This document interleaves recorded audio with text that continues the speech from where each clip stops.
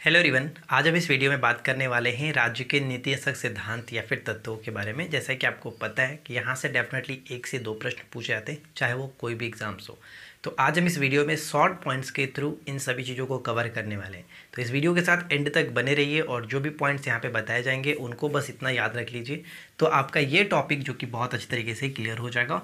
और इसमें बहुत सारे इंपॉर्टेंट पॉइंट्स हैं, तो आप इनको अच्छे से हो सके तो नोट डाउन भी कर लीजिएगा। तो सबसे पहले बात करते हैं राज्य का नीतिशास्त्र तत्व या फिर राज्य का नीतिशास्त्र सिद्धांत। ठीक है, तो देखिए बेसिकली हमारे संविधान के भाग 4 में इसको शामिल किया गया, भाग 4 में। ठीक है, भाग 4 के अंतर्गत, और अनुच्छेद इसका होता है 36 से लेकर के 51 तक। और यही एग्जाम्स पे पूछे जाते हैं कि इन अनुच्छेदों से संबंधित जो तथ्य हैं उनको हम लोग यहाँ पे इस वीडियो में देखने वाले हैं। ठीक है, जो इंपॉर्टेंट है वही देखेंगे, बाकी तो आप बुक में पढ़े ही हैं। तो देखिए यहाँ पे अगर हम बात करें कि सबसे पहले कि राज्य का नीतिक सिद्धांत जो है वो संविधान में शामिल करने की प्रेरणा कहाँ से ली गई थी, तो ये आयरलैंड से ली गई थी। पहला प्रश्न यही पूछा जाता है, आयरलैंड से ली गई थी। किस संविधान से ग्रहण किया गया, तो आयरलैंड से। भाग 4 में अनुच्छेद 36 से 51 तक।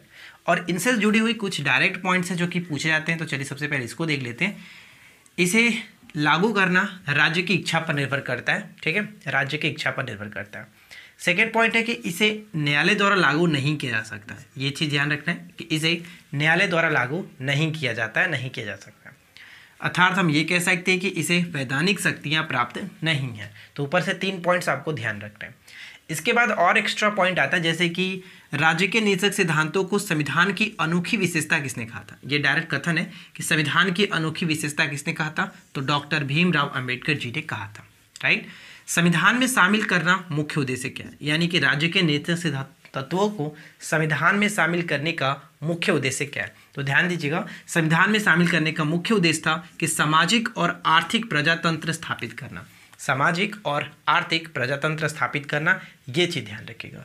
और एक और फेमस जो कि बार बार रिपीट होता है कि राज्य के नीतिक सिद्धांतों को एक ऐसा चेक है, राज्य का नीतिक सिद्धांत एक ऐसा चेक है जो बैंक की सुविधा अनुसार अदा किया जाता है। जो बैंक की सुविधा अनुसार अदा किया जाता है, ये बात किसने कही थी, तो ये बात कही थी केटी शाह ने। केटी शाह ने इंपॉर्टेंट रहेगा। और लास्ट में कि संविधान की आत्मा, यानी कि राज्य के नीतिशास्त्र सिद्धांतों को, तत्वों को संविधान की आत्मा किसने कहा था, तो ऑस्टिन ने कहा था। ये चीज़ ध्यान रखिएगा, ऑस्टिन ने कहा था। राइट, तो इतने सारे पॉइंट्स जो कि डायरेक्ट पूछ जाते हैं, इनको आप अच्छे से याद रखिए। अब चलिए हम बात करते हैं, एक एक करके अनुच्छेद की तरफ बढ़ते हैं। इसमें क्या क्या अनुच्छेद हमें ध्यान रखना है। सबसे पहला पॉइंट ये है कि विधि बनाने में इन तत्वों को लागू करना किसका कर्तव्य होगा। तो जैसा कि मैंने आपको ऊपर में बताया कि इन्हें लागू करना राज्य की इच्छा पर निर्भर करता है। तो यानी कि विधि बनाने में इन तत्वों को लागू करना किसका कर्तव्य होगा, तो राज्य का कर्तव्य होगा। राज्य का नीति सिद्धांत तो राज्य का कर्तव्य होगा। अब यहाँ पे अनुच्छेद हमने देखा कि 36 से लेकर के 51 तक आता है। तो इसमें जो जो इंपॉर्टेंट है वो देख लेते हैं। जैसे अनुच्छेद 36 होता है, तो सबसे पहले राज्य की परिभाषा का वर्णन इसी में मिलता है। राज्य की परिभाषा का वर्णन अनुच्छेद 36 में देखने को मिलता है। 37 में क्या कहा जाता है, अनुच्छेद 37 में कि किसी न्यायालय द्वारा लागू नहीं कराया जा सकता है, यानी कि किसी निर्देशक तत्वों को हनन होने पर इसे किसी न्यायालय द्वारा लागू मतलब नहीं कराया जा सकता। इस चीज़ को ध्यान में रखेंगे। राइट, तो 37 में ये क्वेश्चंस डायरेक्ट पूछा जाता है।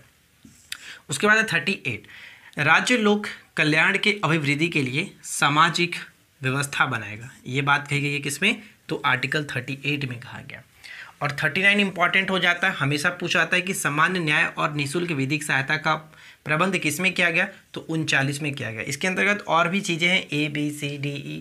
तो इसमें जो इंपॉर्टेंट है, आपको 2 चीज़ ध्यान रखना है कि 39 का ए स्त्री या पुरुष को समान रूप से जीविका के साधन उपलब्ध कराएगा।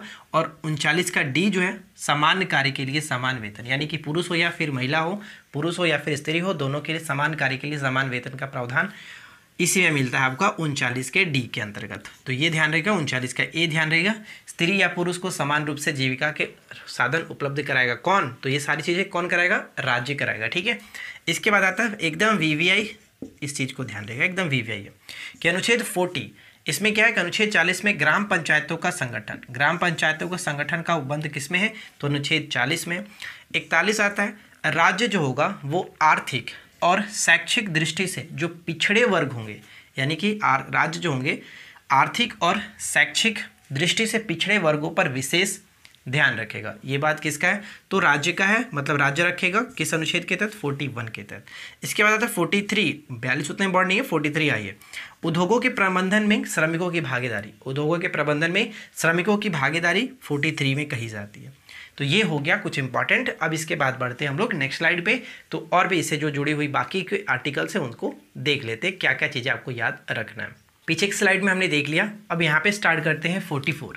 तो अनुच्छेद 44 इंपॉर्टेंट इसलिए होता है क्योंकि ये बार बार रिपीट होता है समान नागरिक संहिता को लेकर के।